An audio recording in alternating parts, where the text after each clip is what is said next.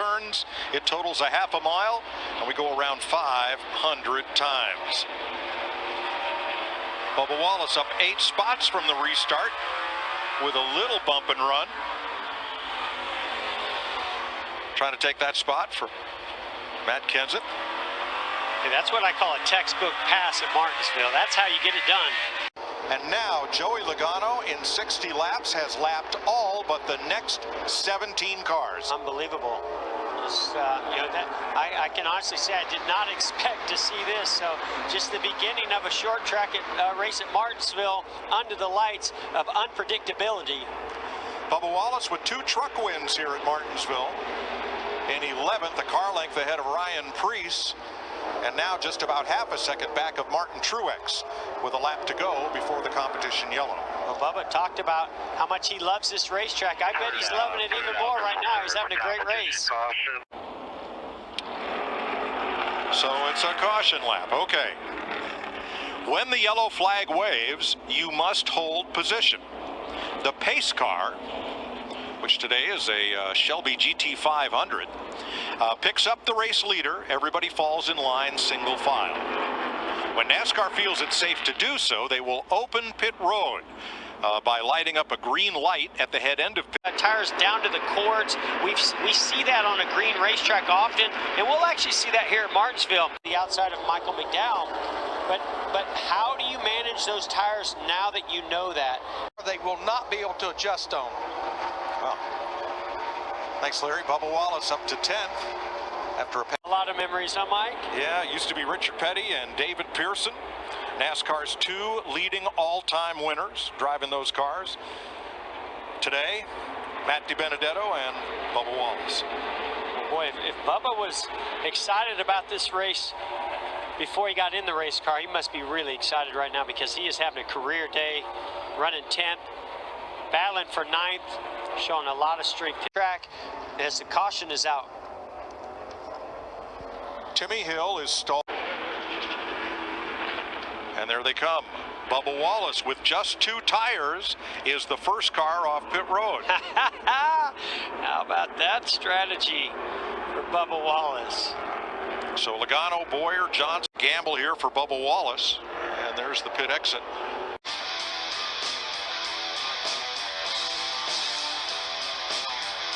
Approximately 15 cars 1 lap down were running on the racetrack in front of LaJoie. So only those 8 got the wave around. And Corey LaJoie takes off from Bubba Wallace. Wallace on the outside.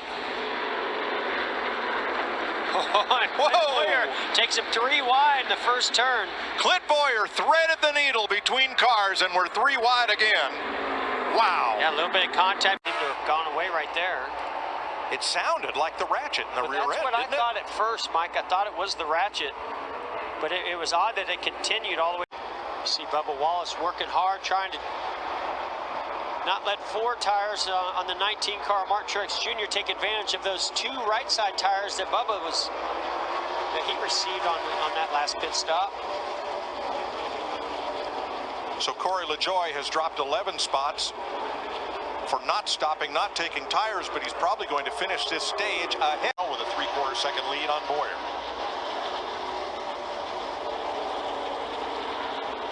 Bubba doing a nice job just holding. That was a big gain for that team.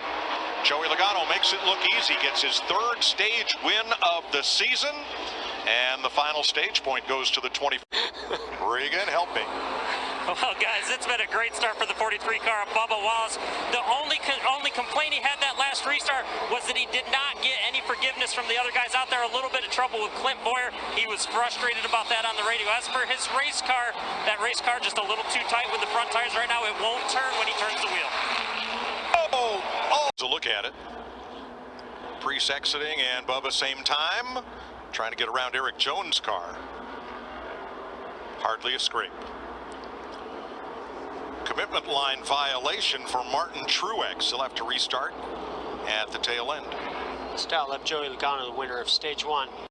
Further back, Corey LaJoie to the inside of Ryan Preece and Bubba. And Bubba Wallace at 15th place may have an issue in that 43. Regan? Well, Mike, they do have an issue in that race car, and it's going to affect their pit stops. They broke a droop chain on the left rear of that race car, which is going to slow it down because that tire won't come up.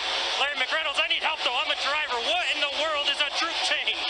Well, and the droop chains don't have anything to do with the car on the racetrack, Regan, but to your point, when they jack the car up, it has chains hooked to the chassis on each side that helps pick the rear end up quicker. What are they doing now? 12, 13-second stops? Yeah, Jeff, I watched their pit stop, and the jackman should be able to jack the car up with one pump. He had to jack the jack 3 times on the left side to get that left rear tire up. It is amazing to me how much 1965 technology there still is in these 2020. 35 of 130 laps complete in stage 2. This race is run in 375 laps tonight. Back at 7th place, William Byron arcs it into the corner. Bubba Wallace trying to fill the hole on the bottom without quite as much drive off down the straightaway. He'll try it again at this end of the track. I am so impressed with this run by Bubba Wallace. That issue on pit road, and they're going to continue to have those issues. They're going to have to adjust. They cannot put Bubba Wallace that far behind and get him in this position. He has a car that can drive up through the field clearly. Very fast race car. If you put him in a position in the top 10, 6, I mean, Bubba Wallace could be a threat for the win. And Jeff, the question was proposed to me, is that droop chain on the left rear something they can fix under caution? It would be tough. It's bolted up into the top of the tail section of the car and bolts to the laps down. By both of these guys, he's in 6th spot. And Jimmie Johnson down the way as all the lead lap cars come to pit road. Regan. Mike, up and down pit road, a number of these race car drivers are asking for ice right now. Very hot out here still and humid. We talk about the wear. The last thing you want to do is make a green flag pit stop early at Martinsville, because you will go 2+ laps. The fuel window is roughly somewhere around 150 laps. You do not want to short pit at Martinsville. Okay. And this battle is all for position. Bubba Wallace in the 43 and 8th. Tyler Reddick 9th, Martin Truex 10th. What's iconic about that Bubba Wallace car is the number, and not just that it's 43, but the design of that number is just as it was when Richard Petty was a rookie and then went on to win 200 career victories in the NASCAR Cup Series. By far the all-time record.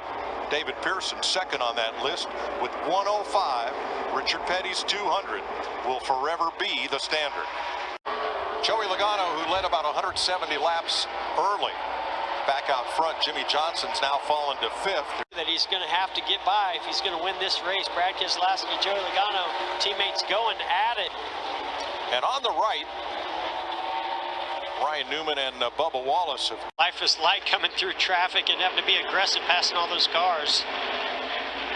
Bubba Wallace for 12th, trying to hold off Arizona's Michael McDowell. Chevy versus Ford battle here for 12th. And that's an important position to Bubba, because his best career finish is 13th here at Martinsville. Turn 2, car in the wall.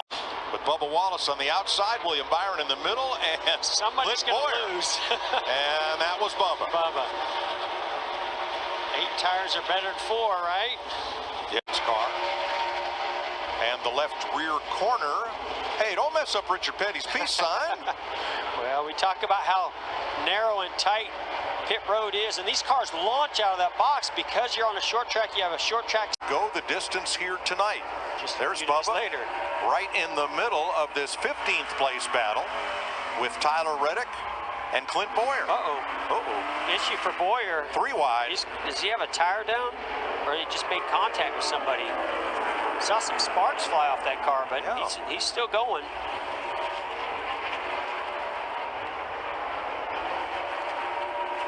We heard earlier all the Stewart-Haas cars, at least 3 of them, the ones driven by the veterans, having electrical issues. Don't know if that's a part of it. Oh man, Bubba putting the front bumper to Tyler Reddick, gets him sideways off of turn 2 there. He's going to make that pass. Not without paying a price. I think Tyler Reddick's probably not too happy about that. Well, Bubba said he was going to use that bumper, but with compassion tonight. And love. And understanding. And understanding, yeah. I hope Tyler understands. Exactly. In fact, that same message is on the back. Bubba Wallace right now, last car on the lead lap. He is in the top 15. 16 seconds back.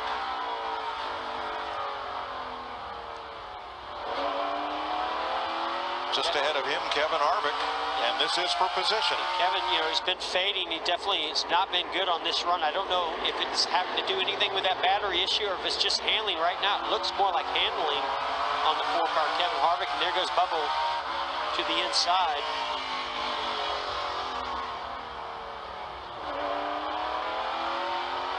That peace sign on Bubba's car that Richard Petty designed is made up of outstretched hands reaching toward each other of different colors. Well, before it got dented, that's what it looked like. Slow car back straightaway. May make it to pit road. And listen, he's had to fight hard for this position and maintain it. And he has. He's been solid in the top 12 to 14, 15th place all night. And he had a tough run at Atlanta on Sunday. Got turned around by his teammate, rookie John Hunter Nemechek, to bring out a caution. And how about Bubba Wallace? Man, he's just come to life here on these two guys. Ryan Newman, his teammate Chris Buescher, and Bubba goes to the inside, drives by Buescher. Now he's going after Newman. And this pass will put Bubba Wallace up to 11th.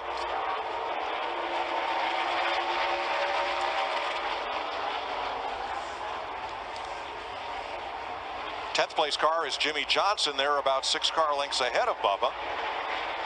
You see Bubba Wallace putting some qualifying laps together here in these closing 11 laps. And he's about to have his best career finish at Martinsville. Previous best, 13th last October. Well, he said this is his favorite racetrack. Very special day. Well, when your car owner's won here 15 times, this is a place where you got to get up and go. Front stretch grandstand that's almost a mile long. Call Talladega Super Speedway for details. Man, 10th place. Bob, I told you he was going to lay down some qualifying laps, and he's going to lay the bumper to Jimmie Johnson.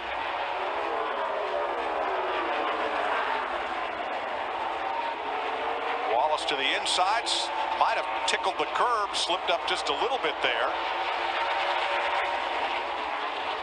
Eric Almirola slow in turn 2, and he's going to make it off the track. 3 to go.